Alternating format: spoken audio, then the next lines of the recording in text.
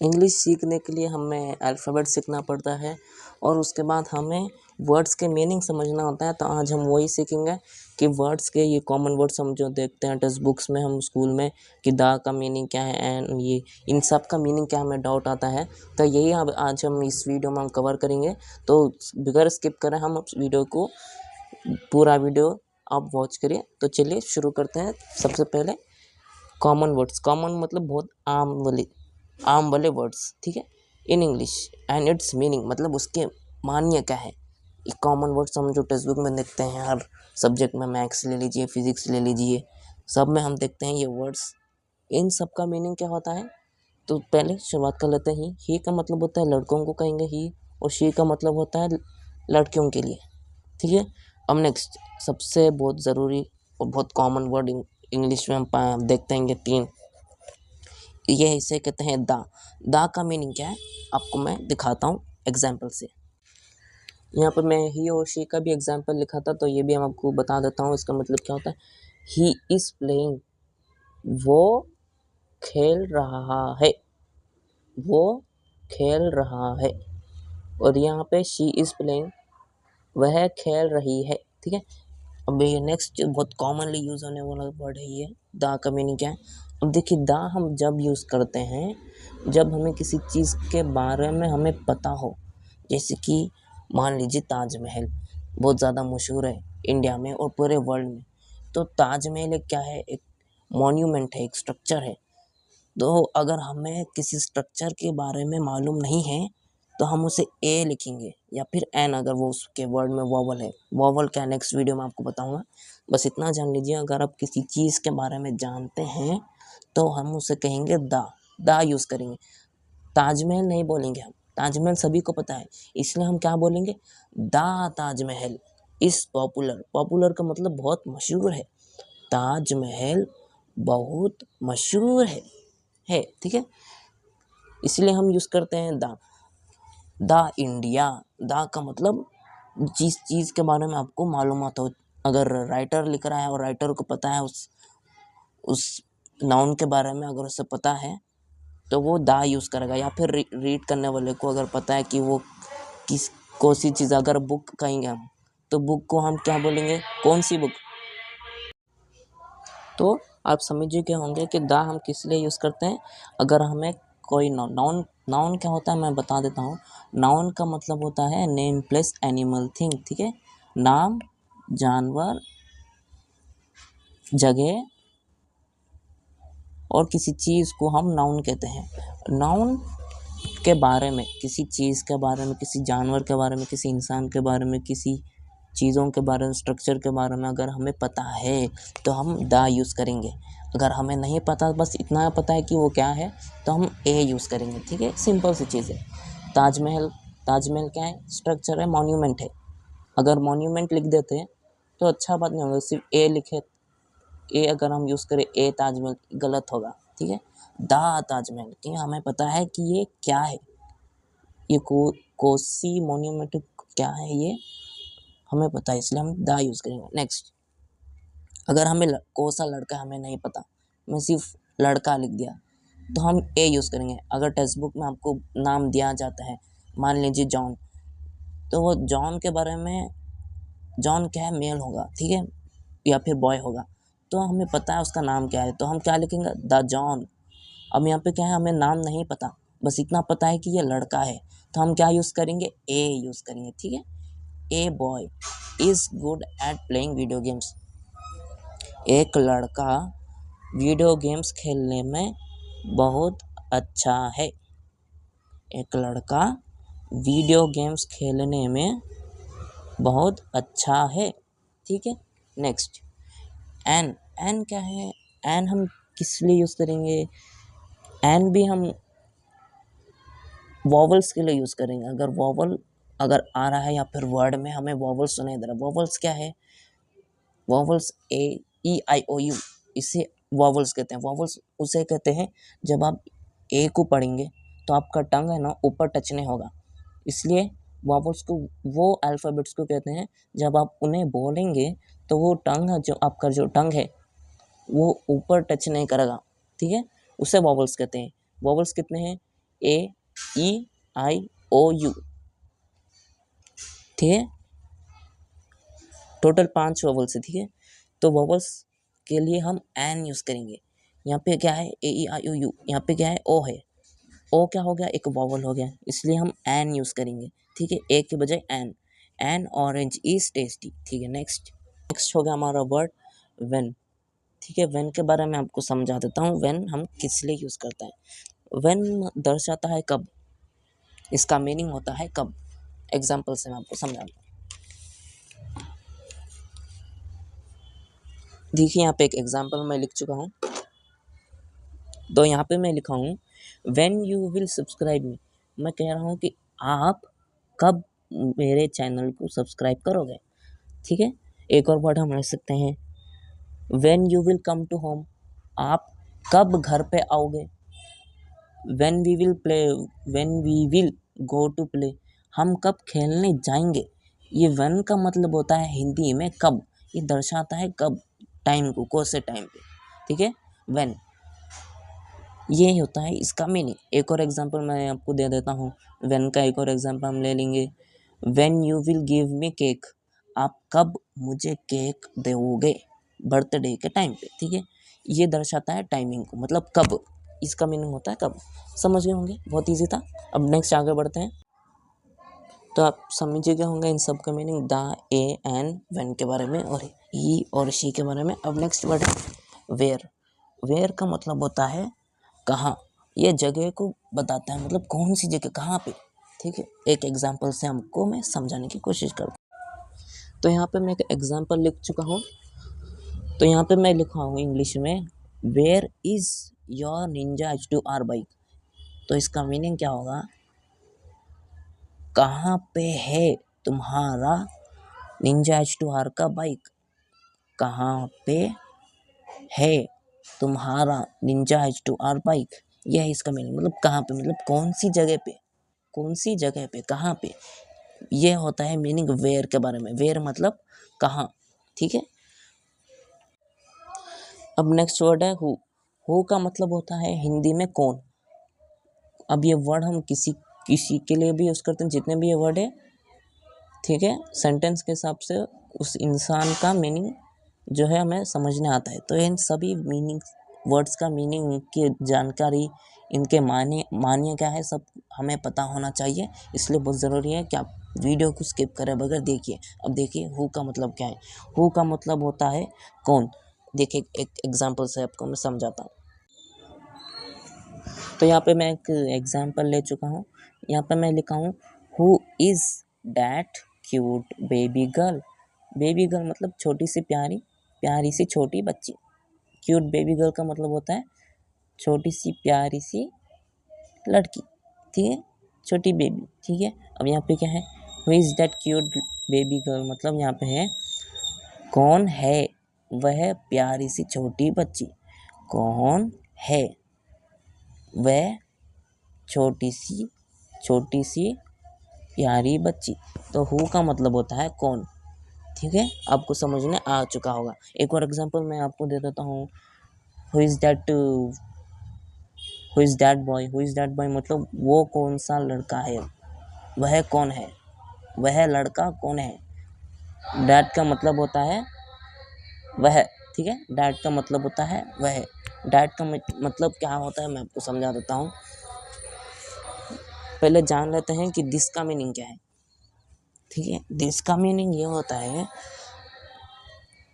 अगर कोई चीज़ आपके करीब में है और उसकी क्वांटिटी एक है, मतलब उसकी गिनती एक ही है। मान लीजिए ये मेरा एक स्केच पेन है, ये मेरे पास में है, तो मैं इसे क्या कहूँगा, this sketch pen is mine, मतलब ये एक स्केच पेन मेरा है। माइन का मतलब होता है मेरा। माइन अगर ये वर्ड आप इस्तेमाल करोगे तो वो होगा आपका। दिस इज माई फोन, माई भी यूज़ कर सकते हैं और माइन। देखिए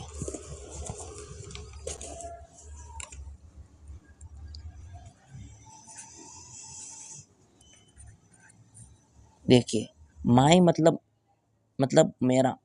अगर आप ये वर्ड कहोगे माई, तो ये दर्शाता है कि ये आपका है, ठीक है, माई।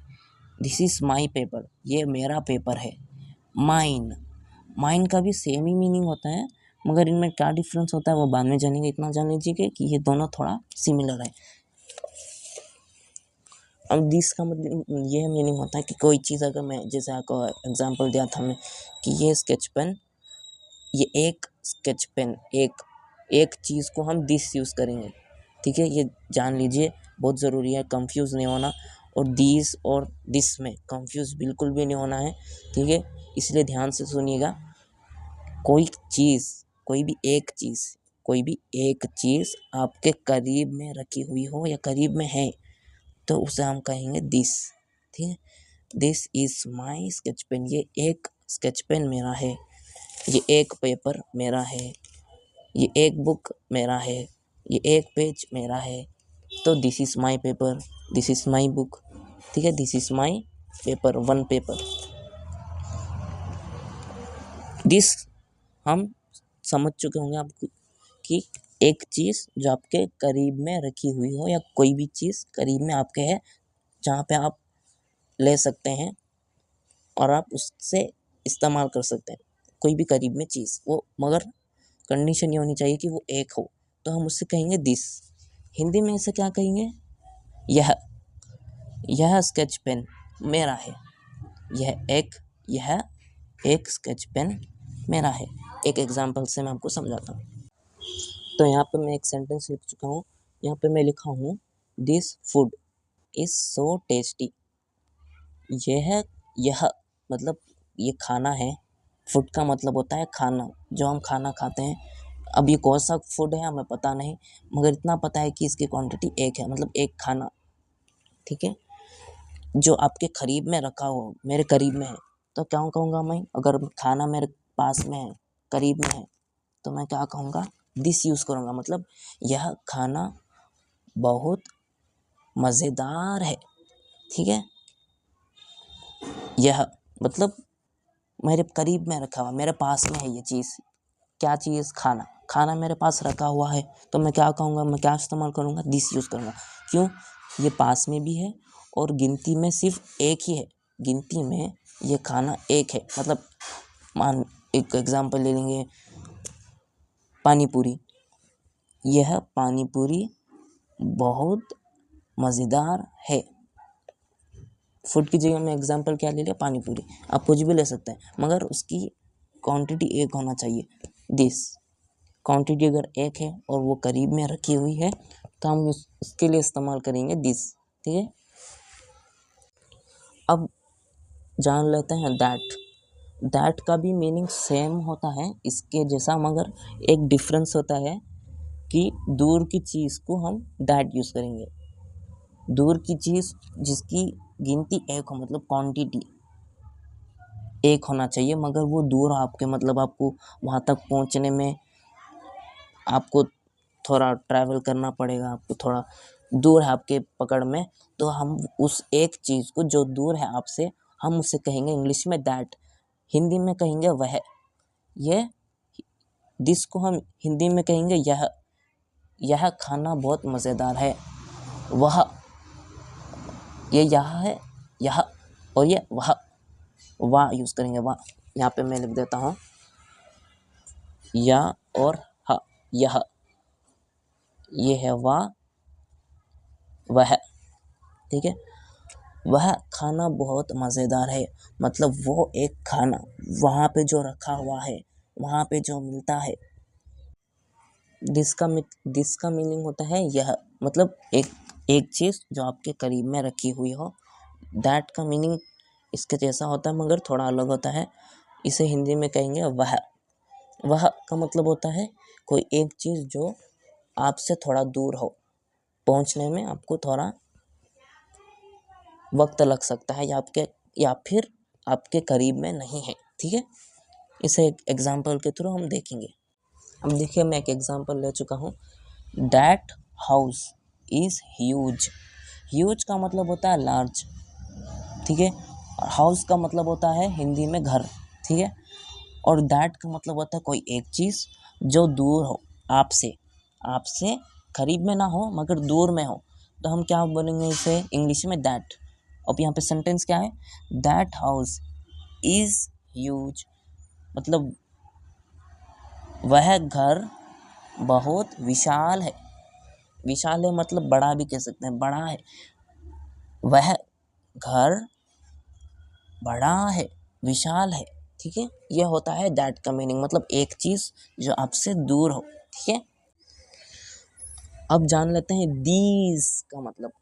इसे पढ़ते हैं दीज, आखिर में ऐसा आवाज निकालना है, दीज, दीज, दिस, दीज, ठीक है। थोड़ा पढ़ने में कंफ्यूज मत लाइए, इसे पढ़ते हैं दिस, एकदम से पढ़ना है दिस। और ये दीज, दीज का मतलब होता है एक से ज़्यादा चीज़ें जो आपके बहुत करीब, मतलब करीब में रखी हुई हो। जैसे कि ये 2 स्केच पेन हो गए, ठीक है, ये 2 स्केच पेन है, ये एक से ज़्यादा है, ठीक है। और ये मेरे पास में, मतलब करीब में, मैं इन्हें ले सकता हूँ, रख सकता हूँ, मेरे पास में, करीब में है। मगर ये कितने गिनती में है, 2, एक से ज़्यादा है, ठीक है। तो मैं क्या कहूँगा इसे, these sketch pens are mines, these sketch pens are mine, मतलब ये स्केच पेन्स मेरे हैं। ये एक से ज़्यादा, ये 2 स्केच पेन्स मेरे हैं। और एक चीज़ का आप ज़रूर ध्यान दीजिए, मैंने पेन नहीं बोला, मैंने बोला पेन्स। एस का हम इस्तेमाल करते हैं ये दर्शाने के लिए कि वो एक से ज़्यादा है। तो ये भी चीज़ ध्यान रखिएगा, आगे आपको और पता चलेगा कैसे कैसे हम, अगर एक से ज़्यादा गिनती में अगर कोई चीज़ है तो हम उसे कैसे इंग्लिश में लिखते हैं, कैसे पढ़ते हैं, वो मैं नेक्स्ट आपको बताऊंगा। देखिए, इसका एक चीज़ मैं आपको बता देता हूँ। सबसे पहले अगर दीज यूज़ करेंगे तो ये जो फ्लावर है एक से ज़्यादा में है, ये फूल एक से ज़्यादा है। तो कोई भी चीज़ अगर एक से ज़्यादा है, और ये क्या है, फूल है, फूल अगर एक से ज़्यादा में है तो हम क्या पढ़ेंगे, फूल है। तो अगर एक फूल होता तो हम ये वर्ड यूज़ नहीं करते, ठीक है, सीधी सी बात है। अगर एक फूल होता, इसे अगर मैं फ्लावर, अगर एक फ्लावर है तो मैं ये यूज़ नहीं करूँगा, मैं ये यूज़ करूँगा, दिस फ्लावर। अगर फ्लावर्स है तो मैं दीज फ्लावर यूज़ करूँगा, ठीक है। तो ये जानना डिफरेंस बहुत ज़्यादा है कि ये करीब में रखी हुई फूल हैं, खूबसूरत हैं, ठीक है। तो यहाँ पर मैं एक एग्जांपल ले चुका हूँ दीज के लिए, तो पढ़ेंगे, ये फूल सुंदर हैं, ठीक है। दीज का मतलब एक से ज़्यादा जो करीब में है, तो हम इससे यूज़ करेंगे दीज, ठीक है। ये फूल सुंदर हैं। नेक्स्ट वर्ड है दोस्त। दोस्त का मतलब इसके जैसा होता है मगर दूर वाले, एक से ज़्यादा, ठीक है। अगर कोई चीज़ दूर है, ठीक है। अब नेक्स्ट वर्ड है हमारा दोस्त। दोस्त का मतलब इसी के जैसा होता है, सेम, मगर एक से ज़्यादा वाले। दैट का मीनिंग में क्या बताया था, दैट का मीनिंग मैंने बताया था कोई एक चीज़ जो आपसे दूर हो, है ना। दैट का मतलब कोई एक चीज़ जो आपसे दूर हो, ठीक है। यहाँ पे क्या है, दोस्त, ये इसका जैसा सेम मीनिंग है थोड़ा, मगर इसमें एक डिफरेंस है। डिफरेंस क्या है, इसमें एक से ज़्यादा वाले कोई चीज़ जो आपसे दूर हो, ये एक चीज़ जो आपसे दूर है।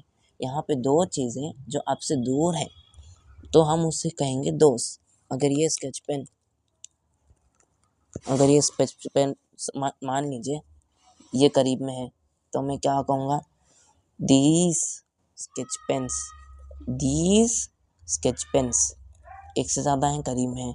अगर ये दूर होते, पास में ही है, मगर आपको बताने के लिए अब ये समझ लीजिए ये पास में था, अब मैंने दूर रख दिया, तो क्या हो जाएगा, those sketch pens are mine, मतलब ये वो 2 पेन्स मेरे हैं। अगर ये पास में होते मैं क्या कहता, ये स्केच पेन, ये 2 स्केच पेन मेरे हैं। ये करीब में था तो मैं क्या यूज़ करा, दीस। दीस क्यों, करीब में है मगर एक से ज़्यादा है, अगर एक होता तो क्या यूज़ करता मैं, दिस यूज़ करता मैं। मगर एक से ज़्यादा है, अगर एक होता तो दिस यूज़ करता। अगर दूर होता तो मैं डैट यूज़ करता, दूर में है। अगर एक से ज़्यादा होते, अगर करीब में है तो मैं दिस। अगर दूर में है, दूर पर अगर मैं रखता हूँ, एक से ज़्यादा में है तो मैं दोस, वो, दोस, टू, स्केच पेन्स। ये करेंगे। पास के लिए ये यूज़ करेंगे, ये 2 स्केच पेन है, करीब में रख दिया मैंने, ये 2 स्केच पेन है मेरे हैं, दूर रख दिया, वो 2 स्केच पेन है मेरे हैं। अब यहाँ पे मैंने सेंटेंस क्या बनाया मैंने, 2 कार्स। कार्स मतलब दूर वाले कार, दूर के 2 कार। कार्स को हम हिंदी में गाड़ियाँ भी कहते हैं, ठीक है। अब क्या होगी, गाड़ियाँ। यहाँ पे क्या है, 2 कार, 2 मतलब दूर की चीज़ें जो एक से ज़्यादा हों। आर एक्सपेंसिव, एक्सपेंसिव मतलब महंगे, बहुत ज़्यादा महंगे हैं। वो 2 कार्स, वो 2 कार्स, 2 मतलब 2 हम इसलिए कह रहा हूँ मैं क्योंकि एक से ज़्यादा अगर कोई चीज़ होती है तो हम कार्स लिखेंगे, एक होता तो हम सिर्फ कार लिखते।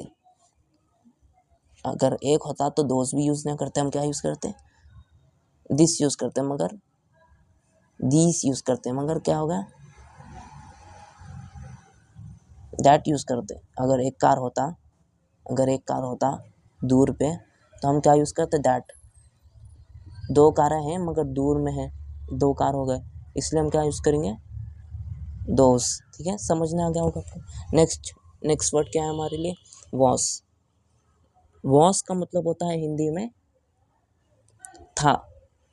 अगर अगर अच्छा, एक चीज़ जान लीजिए, इंग्लिश में अगर प्रोनाउन, ये प्रोनाउन कहते हैं ऐसे, अगर ही है अगर शी है तो ये डिफरेंट नहीं होता, ये चेंज नहीं होता। वॉस सबके लिए सेम होता है, सिंगुलर पर। हाँ, एक और चीज़ याद रख लीजिए, वॉस जो होता है एक आदमी या एक लड़की के लिए यूज़ किया जाता है।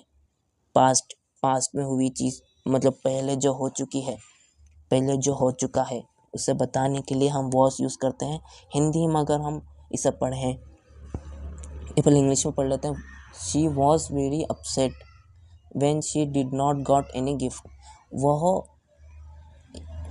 वह लड़की बहुत उदास थी उसका रंग थी लड़की का। अगर लड़का होता तो था, वह लड़का बहुत उदास था। अब यहाँ पे लड़की है तो हम क्या पढ़ेंगे, हिंदी में थी पढ़ेंगे, मगर वॉस चेंज नहीं होता, शी के लिए ही के लिए, तो ये सेम रहता है। तो ये चीज़ आपको ध्यान में रखना है। और ये वॉस जो है एक ही इंसान के लिए यूज़ होता है, मतलब इंसान जो है एक होना चाहिए। अगर एक इंसान है तो वॉज यूज़ करेंगे, एक से ज़्यादा है, अगर एक से ज़्यादा दे हम उनके लिए यूज़ करते हैं जो एक से ज़्यादा हो। दे मतलब कोई भी हो सकता है, सी भी हो सकते हैं, ही भी हो सकते हैं, या ठीक है, मगर एक से ज़्यादा होते हैं तो हम यूज़ करेंगे दे मतलब वो लोग। ये क्या है, शी। ठीक है, शी मतलब एक है, यहाँ पे है ना, शी एक है, एक लड़की है। यहाँ पे क्या है, दे से हमें पता नहीं चलता कि ही है या कौन है, लड़की है या लड़का, हमें पता नहीं, मगर दे से हमें इतना पता चलता है कि एक से ज़्यादा लोग। तो हम एक से ज़्यादा लोग, अगर हम पास्ट में हुई चीज़ जो हो चुकी है उनके बारे में अगर हम बात कर रहे हैं, तो जो हो चुका है ज़िंदगी में उनके बारे में हम बात कर रहे हैं, तो वर यूज़ करेंगे। मतलब एक से ज़्यादा लोगों को उनके जो उनके लाइफ में हो चुका है, उनकी ज़िंदगी में हो चुका है, उसे हम वर यूज़ करेंगे। दे वर प्लेइंग वीडियो गेम। वो लोग वीडियो गेम्स खेल रहे थे। यहाँ पे क्या है, शी वॉज वेरी अपसेट। वह लड़की बहुत उदास थी जब उसे कोई तोहफा नहीं मिला। ठीक है, नहीं मिला था। वॉज का मतलब होता है हिंदी में था, और वर का मतलब होता है थे। दे वर प्लेइंग वीडियो गेम्स। वो लोग वीडियो गेम्स खेल रहे थे। She was very upset. वह लड़की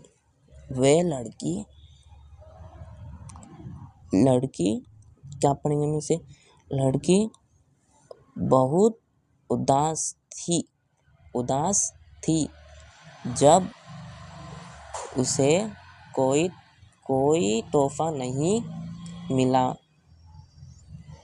ठीक है, ऐसे पढ़ेंगे हम। वॉस का मतलब क्या होता है हिंदी में? था होता है। अगर शी है, अगर लड़की है तो हम क्या पढ़ेंगे? थी। यहाँ पे क्या पढ़ेंगे? एक ही पढ़ेंगे, क्या होता है? थे पढ़ेंगे, एक से ज़्यादा से लोग। ठीक है, इसमें इंग्लिश में दे का मतलब हमें पता नहीं चलता कि ये शी है, तो ये चीज़ आपको बहुत ध्यान रखना है, हमको ये चीज़ें भूलना नहीं है। ठीक है, ये सिर्फ पार्ट 1 है मेरा, यहाँ तक मैं कंप्लीट कर चुका हूँ आज का वीडियो। पार्ट 2 में हम ये सारे के सारे वर्ड्स, ये भी आजकल बहुत चलता है, ये इसके भी मीनिंग समझाएंगे नहीं पार्ट 2 में, तो ज़रूर कमेंट्स करना। और ये वाले वर्ड्स बहुत ज़्यादा काम में आएंगे आपके लाइफ में। इन सब, ये ब्रावो, ये सब की मीनिंग्स आपको बहुत फ़ायदेमंद होगा। तो इन सब के वीडियोस हम पार्ट 2 में कवर अप करेंगे। तो यहाँ तक आपने अगर वीडियो वॉच किया है तो आपका बहुत बहुत शुक्रिया। नेक्स्ट पार्ट 2 के लिए आप कमेंट्स करिए। अगर आप कमेंट्स करेंगे कि पार्ट 2 अगर आपको चाहिए तो मैं आपको बना दूंगा, क्योंकि ये वर्ड्स जानना बहुत ज़रूरी है आपके लिए। ठीक है, तो वीडियो को लाइक कर दीजिए, शेयर कर दीजिए, सब्सक्राइब कर दीजिए, और पार्ट 2 के लिए कमेंट्स करना ना भूलिए। Thank you.